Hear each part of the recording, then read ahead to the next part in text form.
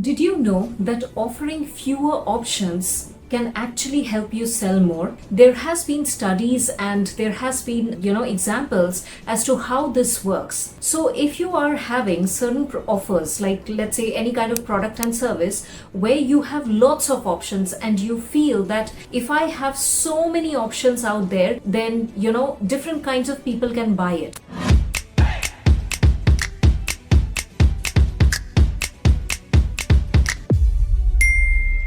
Now, let me share you an example, a study which was done, which is also called the JAM experiment or the JAM study. It was done in the year 2000, where they saw that they kept at a place where there were 24 jams and another side there were 6 jams. Okay, so 60% of the customers who went to the 24 side jam option, only 3% bought from there. Okay, the actual conversion. And the place where there were 6 types of jams, so there were the remaining 40% of the people were sent there, okay, and out of that 30% converted. So the lesser number of options, it is easier for the people to buy. Why? Let's look at these points. See, when you have lesser number of options, the confusion in the customer's mind is less. There is no dilemma, there is no decision making chaos which people typically go through before they put their money into something that they want to buy in. And what happens is, the time that they begin from point A to point B, from starting their decision making journey, that why should they buy, which one should they buy, and is this the correct thing to buy, to actually make that buy by putting the money out from the pocket, makes it much easier for them when the choices are much less. So the first one is, it helps them reduce the confusion. There is no too much of chaos, no too much of options, which helps them make it easier. The next aspect is, improves the user experience. And finally, it leads to the conversion. So the less amount of time that they are spending, less confusion and faster conversion. So when you think that, okay, this is my product and service and let me lay a complete buffet of all the options that is there, think about it. How many options are you actually presenting to the customer? Is it making them more confused? Or is it actually making them help moving towards that decision making factor? Okay, because what happens is, in today's time there is too much of noise and too much of options for people to easily get drowned into. So the place where they feel safe, they feel that, okay, my needs are being met, check, these are the things I can get from it. It helps them spend less time into the decision making factor.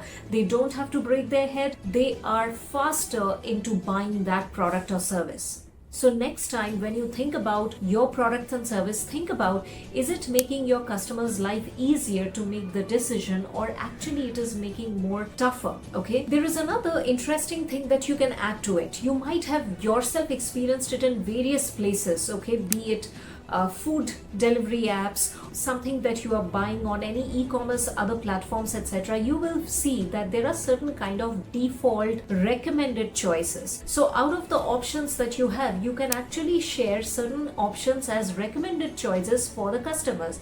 So at the beginning, they can actually think about it. If they feel, this will actually work for me, they can actually just buy that, or they can move to check the other options. So what happens is, this is just another added very interesting thoughtful step which helps the customer spend less amount of time into the decision making process.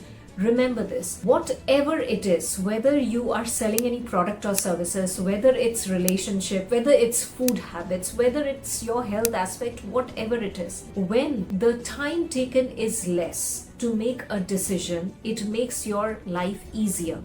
And that is where the trust builds. That is where the credibility also builds. And the customer actually is able to enjoy more rather than staying in the process of the confusion. Should I make this decision or should I not? So it is in your hands as the business owner to come up with certain solutions and strategies to provide less number of quality options that is actually going to help the customer, instead of putting it too many options which will only create confusion and chaos.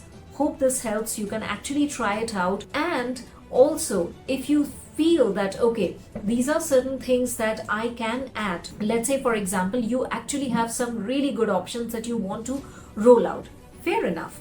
What you can do is you can actually set up a timeline for it. So maybe not launch everything at one go, or not launch everything in a single span of the year, or the single, campaign, right? You can actually lay it over a period of time. Like, take the example of iPhone, what they do and how they launch, right? They are launching the products, but there is a good amount of time frame in between that. So there is a lot of psychological factors that goes behind it. I'm not going into detail about it, but this is definitely some really important thing that you can actually implement for your products and service.